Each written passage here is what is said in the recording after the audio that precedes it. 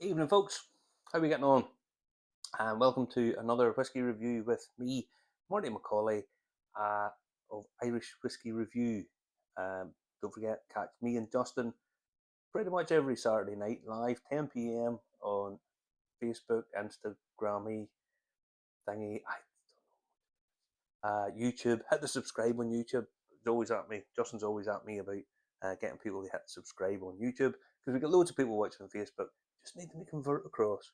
Come across, join us on YouTube, folks. And there's other ones as well. I don't know. But if you're really interested to see Justin, he'll waffle on for hours about all this. And normally, whenever Justin's telling me, "Oh, we're doing this and that," all right, and I feel an interest for approximately about 30 seconds, really, and then it goes wah, wah, wah, wah, wah, wah, wah, and I don't really listen after that. Tech stuff kind of just bores me. I prefer whiskies. So tonight we have the Liberator. This is a commemoration, a family connection, a homage, if you like, to Daniel O'Connell, who, if you've ever been in Dublin, you'll have been on O'Connell Street, which is the main thoroughfare through Dublin. And the O'Connell Monument sits down at the very bottom of it. Has a connection with whiskey, by the way, in that it was paid for and opened by Powers of Powers whiskey fame. That's who paid for it and opened it. Well, paid substantial amount to it. This is a product. It's a sourced whiskey by our very good friend, an all-round really nice guy, Sir Maurice O'Connell down in Killarney. He is the, I'll get this wrong, I think he's the great grand nephew of Daniel O'Connell. Um, Daniel O'Connell's brother was made a baronet. The baronet title continues down the line, and Maurice has the title. So, yeah, genuinely nice guy, doing really nice things, really interesting things, and not really cutting corners, putting out a quality product. So now you have a hint before we taste this of what he does. Slightly strange bottle. Looks a little bit medicinal, a little bit aged to it. Now, these they bring out in batches. They don't really do massive numbers of them. It's So this is batch number 5 on the Incarnation. Contains the legacy of my forebrother Daniel O'Connell, born in Kerry in 1775, inspirational leader and pioneer of the civil rights movement. His independent spirit and sometimes wayward approach inspires how we craft whisky at our family's historic Lakeview estate in Killarney. Beautiful spot. Beautiful. The finest malt whisky sourced from Ireland's best distilleries are matured further, then finished in our ancient Bondit storehouse. Very nice part of it. Very beautiful place. Lovely stone place. Oh, gorgeous. The distinctive rich fruit character comes from using the freshest Tawny Port casks and careful small batch blending. Gently cut, we'll get to that in a minute, for many weeks, then bottled here. Natural colour, not chill filtered. This is whiskey the O'Connell way. Sláinte.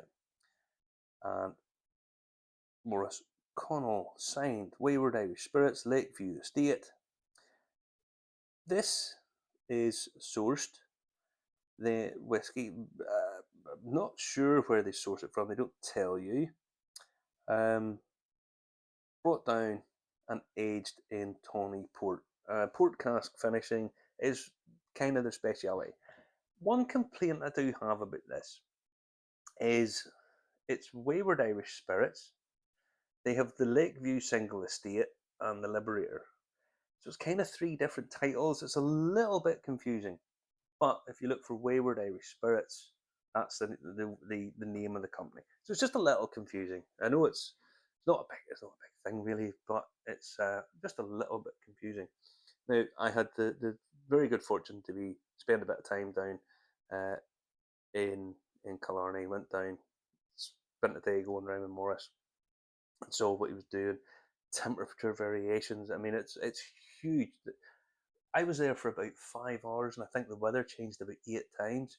The cloud came in, then it was raining, then the wind picked up, then it was raining and windy, and it dropped down and sunny, and it literally was just changing every few minutes. I mean, it seemed like every few minutes, but it was a beautiful, beautiful part of the world. Um, I really rate this. I'll just tell you that now. I think the story behind it's fantastic.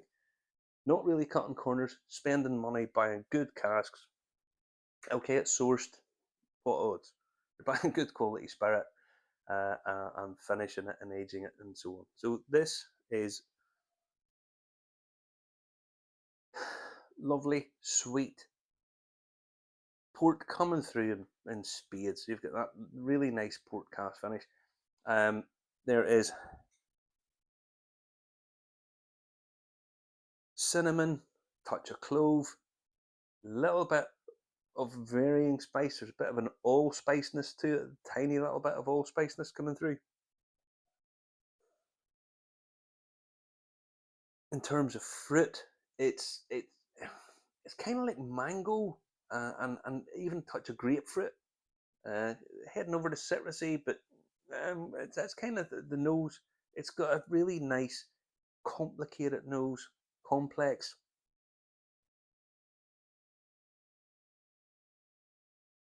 Now it's kind of got a beech woodiness to it. Um, yeah, this is a development whiskey. It really does. You can sit with this and take your time with it. It's got a really, really, really nice, pleasant nose to it. A little bit of fire there, actually. You're getting a little bit of heat and prickliness on the nose too, which, if I'm honest, I'm sort of salivating, waiting on it. Yeah, really quite pleasant indeed. No, no, massive nose, subtle, complicated, easy delivered. A little bit of prickly heat making you go.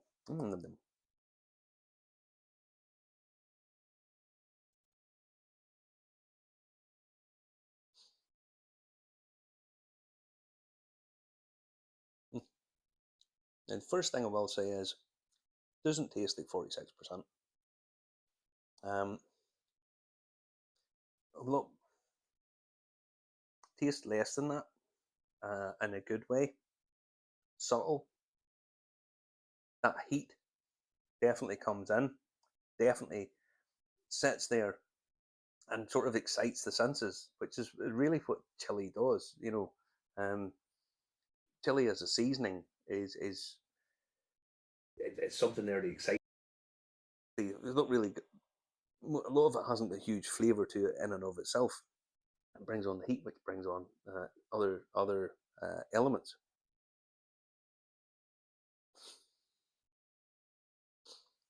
Mm.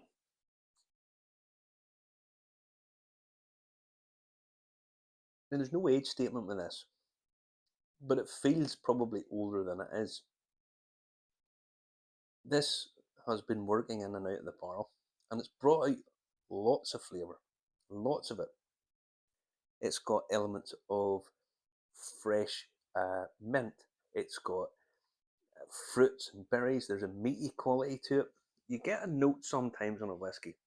Uh, it sounds implausible, and it sounds disgusting, but it's nonetheless there. And it's called rancio, and it's like rancid butter, earthy, you know. And it sounds as if it shouldn't be nice, but it's there in this. Okay, it's not. It's not like some of the French cognacs and stuff that you would get, but it's definitely there. Um, Nice, earthy, slightly spicy, slightly nutty, and it's all of this sort of suggestive stuff in a whiskey that's, I think this is £60, something like that. So it's not entry level, but it's not prohibitively expensive. Um, Complicated without being too taxing, really. One thing I will say, it says on this that it's gently cut over many weeks. Now, what they mean by that is when they take it out of the cask and it could be at 56%, whatever. and they're going to cut it down to 46. If you put water in it too quick to cut it down, a chemical process takes place called saponification. And what that leads to is it's a kind of soapiness texturally. It does affect the flavour a little bit, but it's more to do with texture. And if it's cut too quick, then that's what happens. It forms basically soap molecules in the whiskey, and that stays with it. So what they're doing is they're slowly cutting it down, and that keeps the body in the glass, in the whiskey. And it does make a difference.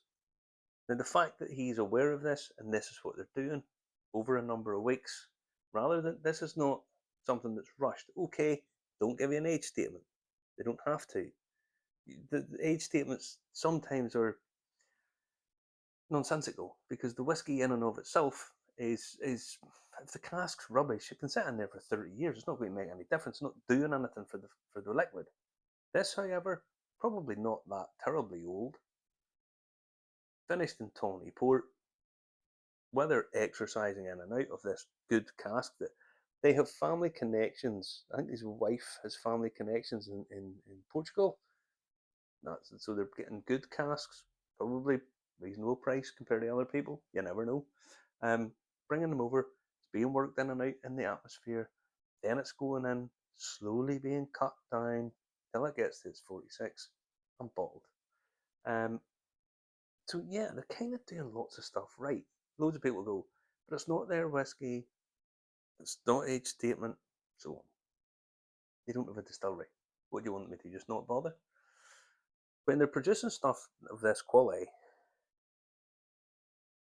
they are doing something right. That earthy note that's there really is quite pleasant. It tastes as if you're in a warehouse. It tastes like a whiskey. It's got Tawny Port, but it's not overly finished. It really is a whiskey. Little jammy notes there too now, like wine gums, American hard candy. Yeah. Mm.